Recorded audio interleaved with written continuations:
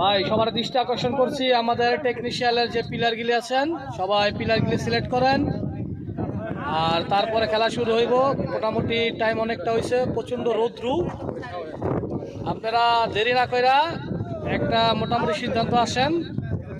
আর পারি কাসমের ভাইদের দৃষ্টি আকর্ষণ করছি যে ভাই আপনাদের টিম প্লেয়ার 11 জন মাঠে নামান।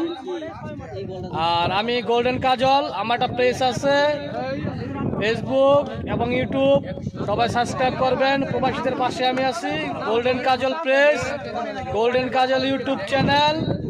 আমি প্রবাসীদের পাশে আছি। যদি কোনো প্রবাসীরা কোনো সমস্যা পড়েন গোল্ডেন কাজলের সাথে যোগাযোগ করবেন।